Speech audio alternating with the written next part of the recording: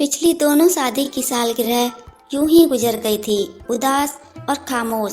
परिस्थितियां ही कुछ ऐसी थीं कि कुछ करने का दिल ही नहीं किया। और अब आने वाली थी हमारी तीसरी मैरिज एनिवर्सरी, जिसमें अपने सभी अरमान हम पूरे करना चाहते थे। लेकिन इस बार भी नियति को शायद ये मंजूर नहीं था। तभी तो एनिवर्सरी से 15 दिन पूर्व हम दोनों के बीच झगड़ा हो गया और अनीता नाराज होकर अपने मायके चली गई। झगड़े की वजह बेहद संजीदा थी। पिछले माह अनीता की मम्मी को हार्ट अटैक आया था। कुछ दिनों तक हम उनकी देखभाल करते रहे। जब तबीयत कुछ संभली तो मैं अनीता को लेकर घर आ गया, पर घर पर आकर वह सहज नहीं पा रही थी। उसे हर पल मम्मी की चिंता सताती रहती थी। उसके पापा का कुछ वर्ष पूर्व स्वर्गवास हो चुका था। एक बड़ा भाई व भाभी थे जो विदेश में सेटल थे। अनीता अपनी मम्मी को अब अपने साथ रखना चाहती थी, किंतु इस संदर्भ में मेरी अवधारणा बिल्कुल स्पष्ट है। मेरा मानना है कि माता पिता की देखभाल करने का फर्ज बेटे का होता है, ना कि बेटी और दामाद का। उस दिन भी हम दोनों में बहस छिड़ गई थी। अनीता बोली थी, बेटे अपने फर्ज से विमुख हो जाएं तो क्या किया जाए, माता पिता को यूं ही छोड़ दिया जाए बेसहारा तिल तिल मरने को। तुम जानते हो भाभी मम्मी को साथ रखना नहीं चाहती और भैया की उनके आगे चलती नहीं। अनीता तुम एक बार मम्मी को अपने साथ ले आए तो फिर भैया की मम्मी की ओर से बिल्कुल बेपरवाह हो जाएंगे। संजीव, तुम्हें क्या भैया भाभी का एटीट्यूड दिखाई नहीं दे रहा? इतने दिनों से मम्मी बीमार हैं, पर उन्होंने मम्मी को देखने आना भी आवश्यक नहीं समझा। एक दो बार बस फोन पर औपचारिकता निभा दी। मैंने उसकी बात का कोई जवाब नहीं दिया। उसने प्रतीक्षा की। आखिरकार एक दिन उसके सब्र का पैमाना छलक गया और वह बोली, संजीव, तुम्हारे भी दो बड़े भाई हैं, लेकिन मैंने विवाह के बाद तुमसे कभी नहीं कहा कि मम्मी पापा का दायित्व अकेले मैं ही क्यों उठाऊं। तुम्हारे भाइयों का भी फर्ज है कि मम्मी पापा को अपने पास बुलाएं। मैंने पूरे मन से अपने सास ससुर की सेवा की, तो क्या अब अपनी मम्मी के प्रति अपने फर्ज से मैं पीछे हट जाऊं? उसका इस तरह अपनी मम्मी से अपने सास ससुर की तुलना करना मुझे बेहद नागवार गुजरा और गुस्से में मैंने उससे कह दिया कि उसे अपनी मम्मी की इतनी ही चिंता है तो वह अपने घर जाकर उनकी देखभाल करे। अनीता कुछ पल कातर दृष्टि से मुझे देखती रही और अगली सुबह सचमुच अटैची लेकर चली गई। उसका चले जाना मेरे पुरुषोचित अहम को छिन्न भिन्न कर गया था। मुझे लगा, क्या यही है उसकी नज़र में मेरे प्यार का मोल? मैं उससे खफा था, बेहद खफा। दिन गुजरने लगे। इस दरमियान न अनीता का फ़ोन आया और ना ही मैंने उससे संपर्क करने का कोई प्रयास किया। किंतु वक्त एक अजीब चीज़ है, ज्यों-ज्यों गुजरता है बड़ी से बड़ी घटना की चुभन भी कम होने लगती है। मैरिज एनिवर्सरी की तारीख नज़दीक आ रही थी और इसी के साथ मन की बेचैनी बढ़ रही थी। क्या इस बार भी यह दिन मायूस सा लौट जाएगा? क्या मुझे अनीता को मनाकर वापस ले आना चाहिए? किंतु उसकी वह बेवजह की जिद। उस दिन रविवार था। सुबह सवेरे ही आंख खुल गई और फिर चाहकर भी मैं सो न सका।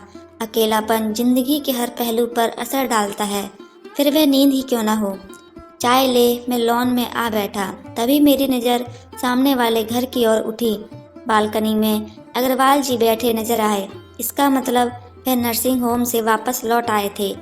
8 दिन पूर्व एक शाम अग्रवाल जी की तबीयत अचानक बिगड़ गई थी। उनकी कार उस दिन गैराज में थी, इसलिए उनका बेटा अनिल बदहास सा मुझे बुलाने आया था और फिर हम दोनों उन्हें नर्सिंग होम ले गए थे।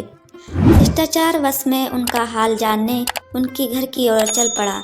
मुझे आया देख वे लोग बहुत खुश हुए। अनिल उन्हें गरम दलिया खिला रहा था। मैंने कहा, अग्रवाल जी, आप बहुत खुशकिस्मत हैं, आपके बेटा बहू आपकी बहुत सेवा करते हैं।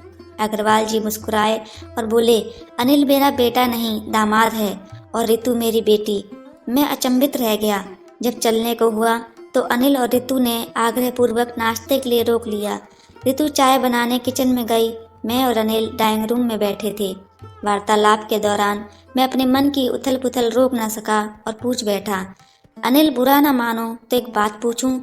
रितु क्या अग्रवाल जी की इकलौती संतान है? कोई भाई नहीं है? एक भाई है जो लंदन में रहता है, अनिल ने बताया। ओह, इसलिए ये दायित्व तुम उठा रहे हो? मेरे लहजे में सहानुभूति का पुट था। अनिल मेरे मंतव्य को समझ तुरंत बोला, मैं पापा के दायित्व को अपनी व्यवस्था नहीं बल्कि अपना फर्ज समझता हूँ। वह इंडिया में होता तब भी मैं अपने फर्ज से पीछे नहीं हटता। एक बात बताओ, जब स्त्री के लिए सास ससुर की सेवा करना उसका कर्तव्य है तो पुरुष के लिए क्यों नहीं? हर बात की अपेक्षा स्त्री से ही क्यों की जाती है, पुरुष से क्यों नहीं? यह तुम्हारा बड़प्पन है जो ऐसा सोचते हो, अन्यथा आज भी लोग पुरानी मान्यताओं से ही जुड़े हुए हैं। माता पिता की देखभाल बेटे करते हैं, ना कि बेटियां। मैं बोला, हम लोग पढ़े लिखे हैं संजीव, हम ही इन वर्जनाओं को नहीं तोड़ेंगे तो फिर कौन तोड़ेगा? मैं तो एक सीधी सी बात जानता हूँ, यदि हम वास्तव में अपने जीवन साथी को प्यार करते हैं तो उसकी भावनाओं का, उससे जुड़े हर रिश्ते का हमें उतना ही सम्मान करना चाहिए जितनी हम उससे अपने लिए अपेक्षा रखते हैं। रितु भी अब एक तक चाय लेकर आ चुकी थी। वह बोली, भैया, लोग अपने कंफर्ट के हिसाब से मापदंड बना लेते हैं। पुरानी मान्यताओं के अनुसार माता पिता की संपत्ति पर सिर्फ बेटे का हक होता था, पर अब तो बेटियां भी बराबर की हिस्सेदार होती हैं। फिर दायित्व उठाने से गुरेज क्यों? बेटा हो या बेटी, हर बच्चा अपने दायित्वों को समझे तो वृद्धाश्रम की आवश्यकता ही ना पड़े। अनिल और रितु की बातों ने सीधे मेरे हृदय पर चोट की। ऐसा लगा मानो वे मुझे आईना दिखा रहे हों। अपनी अवधारणा पर मुझे प्रश्न चिन्ह लगा दिखाई दे रहा था। आज तक मित्रों के बीच बैठकर बड़ी बड़ी बातें किया करता था, नारी के अधिकारों और समानताओं पर लेक्चर दिया करता था। आज समझ में आया मेरी कथनी और करनी में कितना अंतर है। क्या वास्तव में अनीता को हृदय की गहराइयों से प्रेम करता हूँ? यदि हाँ, फिर क्यों नहीं उसकी भावनाओं को महसूस कर सका? उसके प्रेम में समर्पण था, कर्तव्यों में आस्था थी। जिस समय मेरा विवाह हुआ था, पापा का किडनी का इलाज चल रहा था। वह डायलिसिस पर थे। साल भी पूरा नहीं हुआ और उनका स्वर्गवास हो गया था। पापा के चले जाने से माँ एकदम टूट सी गई थी। अनीता ने उनके दर्द को समझा, उनके अकेलेपन को बांटने का यथासंभव प्रयास किया और इसके लिए उसने अपनी जॉब भी छोड़ दी। उसके शब्द आज भी मेरी स्मृति में अंकित हैं। उसने कहा था, संजीव, जॉब का क्या है, वह तो मुझे बाद में भी मिल जाएगी, लेकिन इस समय माँ का अकेलापन उन्हें डिप्रेशन में डाल सकता है। और आज जब बारी मेरी है तो इन तथाकथित वर्जनाओं का सहारा लेकर मैं अपने कर्तव्य से पीछे भाग रहा हूँ। मेरा मन पश्चाताप से भर उठा। अनीता को मनाकर घर वापस बुलाने के लिए हृदय छटपटाने लगा, किंतु किस मुंह से वहां जाऊं? सब कुछ जान लेने के बाद क्या उसकी मम्मी अब यहाँ आने के लिए सहमत होगी? क्या सोचती होंगी वह मेरे बारे में? उन्होंने मुझे इतनी ममता दी और मैं पूरी रात आंखों में ही कट गई। अगली सुबह मुंह अंधेरे ही मेरे मोबाइल की घंटी बज गई। हेलो, मैं बोला। दूसरी ओर से मेरे मित्र सुमित की आवाज़ आई। Happy anniversary. Oh thank you. तभी उसकी पत्नी संजना चहकी। हैप्पी एनिवर्सरी भैया, अनीता कहाँ है? उसे फ़ोन दीजिए। अनीता अभी सो रही है। मैंने झूठ का सहारा लिया। ठीक है, हम चारों दोस्त रात में तुम्हारे घर आ रहे हैं, डिनर वहीं करेंगे। किंतु परंतु कुछ नहीं। अनीता के हाथ का खाना खाए काफ़ी दिन हो गए। सुमित ने साधिकार कहकर फ़ोन रख दिया। मैं दुविधा में फंस गया। अब क्या करूं? अनीता को बुलाना पड़ेगा, अन्यथा हमारे झगड़े के बारे में सभी जान जाएंगे। हिचकिचाते हुए मैंने उसे फ़ोन मिलाया। दूसरी ओर से उसकी आवाज़ आते ही मैं बोला, कैसी हो अनीता? ठीक हूँ, उसने संक्षिप्त सा उत्तर दिया। मम्मी कैसी हैं? मैंने पूछा। दूसरी ओर लंबी खामोशी छा गई। कुछ क्षण की प्रतीक्षा के बाद मैं पुनः बोला, अनीता, तुमसे एक फेवर चाहता हूँ। आज हमारी मैरिज एनिवर्सरी है और मेरे मित्र डिनर पर आना चाहते हैं। तुम घर आ जाओगी तो मेरी इज्जत बच जाएगी। वह कुछ नहीं बोली। मैंने कहा, प्लीज़ अनीता, इनकार मत करना। कितने बजे आना है? उसने पूछा। मैं अभी तुम्हें लेने आ रहा हूँ। मैं उत्साह से भर उठा, किंतु वह ठंडे स्वर में बोली, मैं स्वयं आ जाऊँगी। 1 घंटे बाद अनीता आई। वह पहले से काफ़ी कमज़ोर लग रही थी। उसकी आंखों में एक तटस्थ सी उदासी थी, जिसे देख मेरा हृदय द्रवित हो उठा। अपनी एनिवर्सरी के दिन उसे हृदय से लगाकर प्यार करना तो दूर, मैं उसे शुभकामनाएं भी न दे सका। कभी कभी चाहकर भी इंसान अपनी भावनाओं की अभिव्यक्ति नहीं कर पाता। कहीं ना कहीं उसके आगे स्वयं को बहुत छोटा महसूस कर रहा था। जब अपनी इज्जत पर आई तो अपने अहम को दरकिनार कर उसे बुला लिया। अनीता की दी हुई लिस्ट के अनुसार मैं मार्केट से सामान ले आया और उसने खाना बनाना प्रारंभ कर दिया। सारा दिन मैं किचन के आसपास ही मंडराता रहा। शायद अनीता कुछ बोले, किंतु हम दोनों के बीच पड़ी दरार में शब्द कहीं गुम हो गए थे। क्या यह दरार पाटना अब संभव था? शाम 7 बजे मेरे मित्र अपनी अपनी पत्नियों के साथ घर पर आ गए। मैं यह देखकर अचंभित रह गया कि सुबह से जिस अनीता के मुंह से एक भी शब्द नहीं निकला था, मेरे मित्रों के आते ही उसके व्यवहार में आश्चर्यजनक रूप से परिवर्तन आ गया था। अचानक ही वह बेहद प्रसन्न नजर आने लगी थी और दूसरों के साथ साथ मुझसे भी बहुत हंसकर बात कर रही थी। उसने एक खूबसूरत सी साड़ी चेंज कर ली थी जिसमें वह बेहद सुंदर नजर आ रही थी। उसकी समझदारी और व्यवहारिकता का मैं कायल हो गया। किसी को तनिक भी संदेह नहीं हो पाया था कि हम दोनों के बीच झगड़ा था। जब तक मेहमान घर से रुखसत हुए रात्रि के 10 बज चुके थे। बाहर बूंदाबांदी शुरू हो गई थी। उसने जल्दी जल्दी किचन समेटा और पर्स उठाकर घर जाने के लिए दरवाजे की ओर बढ़ी। मेरे हृदय में हुक सी उठी। मैंने तुरंत आगे बढ़कर उसकी बाहों को थाम लिया और भर्राए कंठ से बोला, मुझे क्षमा कर दो अनीता, मुझे छोड़कर मत जाओ। मुझे अपनी भूल का एहसास हो गया है। मैं बेहद शर्मिंदा हूँ यह सोचकर कि मैंने तुम्हें कितना दुख पहुँचाया।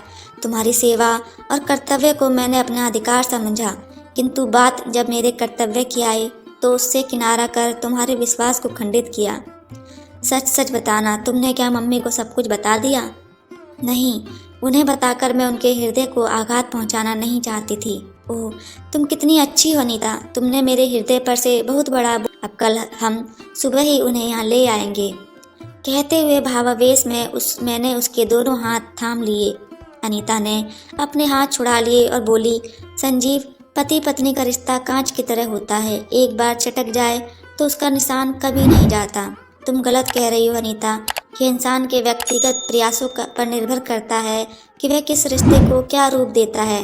कांच की तरह कमजोर या पानी जैसा समतल, जिसमें कितनी भी लकीर खींचो वह कभी 2 हिस्सों में बट नहीं सकता। यही तो होता है पति पत्नी का रिश्ता। एक रास्ता भटक जाए तो दूसरा उसे संभाल लेता है। कातर दृष्टि से देखती रही वह मुझे, फिर गंभीर स्वर में बोली, नहीं संजीव, अब रहने दो। मैं नहीं चाहती मेरी माँ किसी की दया का पात्र बने। उसके शब्द मेरे हृदय को बींध गए। रुंधे कंठ से मैं बोला, मेरे पश्चाताप को दया का नाम देकर मुझे मेरी ही नज़र में मत गिराओ। अनीता, मैं सच कह रहा हूँ कि मैं तलाश रहा था उन शब्दों को जो मेरे पश्चाताप को बयां कर पाते, किंतु मेरी आवाज़ की कपकपाहट मेरे अंतस के दर्द को बयां कर रही थी। भावनाएं सच्ची हों तो उनकी अभिव्यक्ति के लिए शब्दों की बैसाखी की आवश्यकता नहीं पड़ती। वे जीवन साथी के हृदय तक पहुंचने की राह स्वयं बना लेती हैं। ऐसा ही कुछ हुआ था हमारे साथ भी। तभी तो अनीता की आंखें सावन के मेघों जैसी बरस पड़ी थीं। व्याकुल होकर वह मेरी ओर बढ़ी। मैंने उसे कसकर अपने सीने से लगा लिया। वर्जनाओं की बेड़ियों से स्वयं की ऊंचाई पर जा पहुंचा था, जहां पति पत्नी सिर्फ शरीर से ही नहीं वरन मन से भी एकाकार होते हैं। कहने को ये हमारी 3री सालगिरह थी, किंतु वास्तविक मिलन तो हमारा आज ही हुआ था। दोस्तों, कहानी कैसी लगी आप कमेंट के द्वारा ज़रूर बताएं और साथ अगर आप चैनल पर नए हैं तो चैनल को सब्सक्राइब ज़रूर कीजिए। ऐसी ही अच्छी कहानी सुनने के लिए आपका एक सब्सक्राइब मेरे लिए मोटिवेशन का काम करता है। तो मिलते हैं ऐसी ही एक और अच्छी कहानी के साथ। तब तक के लिए आप सभी का बहुत बहुत धन्यवाद।